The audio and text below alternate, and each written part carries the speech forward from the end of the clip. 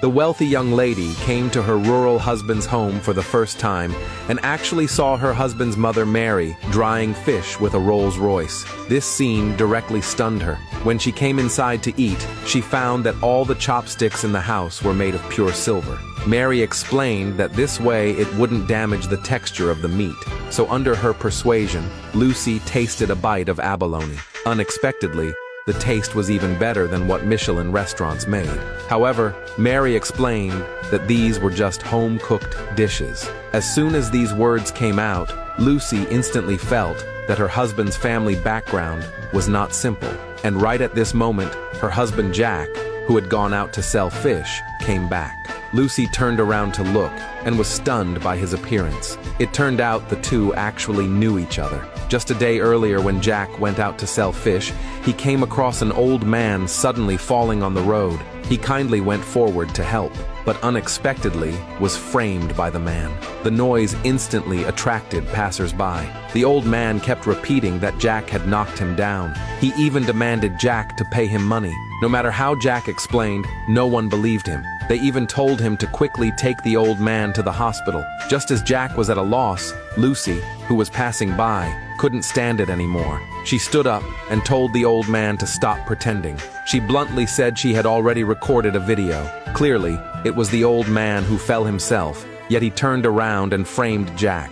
At first, the old man still wanted to deny it. When he heard Lucy say she would call the police, the old man said nothing more and immediately got up and left the scene.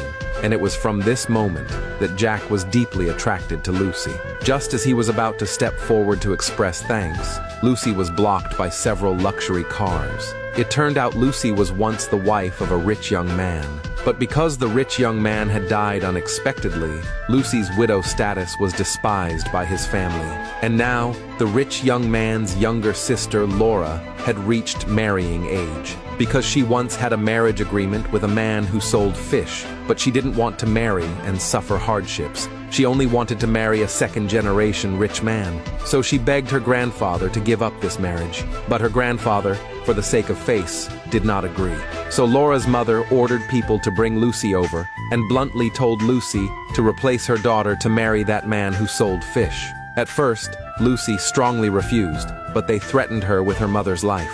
Helpless, Lucy had no choice but to agree. On the wedding day, Laura's husband used a luxury car to pick up his bride. By contrast, on Lucy's side, there only came a shabby truck for hauling goods. This sharp contrast made Laura and her mother even more arrogant. Not only did they publicly mock Lucy for her marriage, they even hurled harsh words at her. But for the sake of her mother, Lucy didn't argue with them. She got on the truck that came to pick her up and went to her rural husband's home.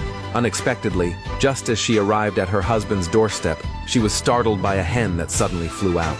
Before she could react, she accidentally stepped on chicken droppings. At this moment, Mary also noticed Lucy.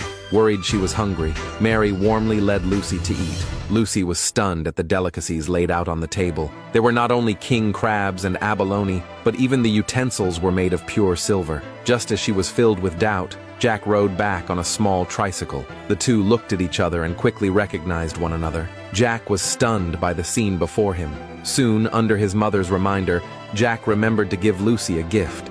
Lucy, very reluctant, took the package covered with fish scales. When she opened it, she was surprised to find that inside was actually a pile of gold bangles. Lucy looked at Jack in shock.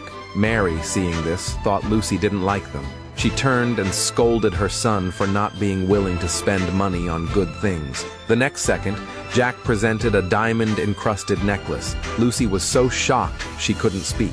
In her heart, she was deeply puzzled about what kind of family Jack really came from, to be able to afford such expensive gifts. She immediately questioned them. "Is your family really selling fish?"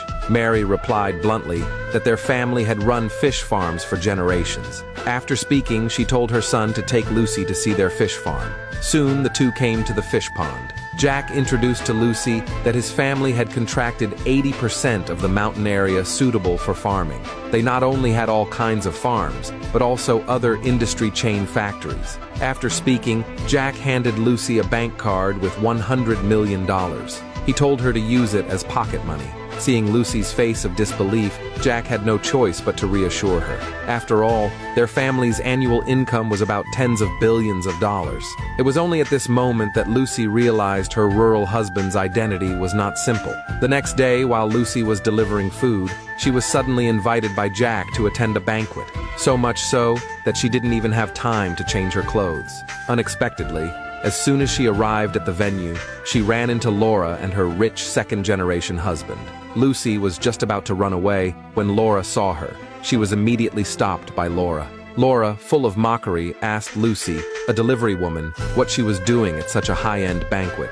Without waiting for Lucy to answer, she snatched the drink from her hand and poured it directly onto Lucy in front of everyone. Helpless, Lucy had no choice but to say she was waiting for someone here.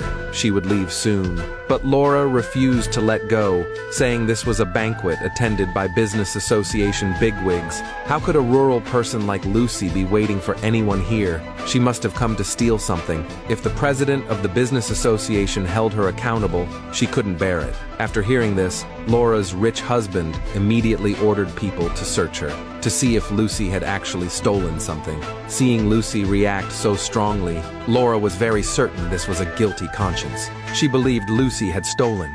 Even though Lucy strongly explained she hadn't stolen anything, Laura still didn't believe. During their argument, the necklace Jack had given Lucy fell to the ground. Laura was stunned when she saw it. This was a globally limited diamond necklace worth $50 million.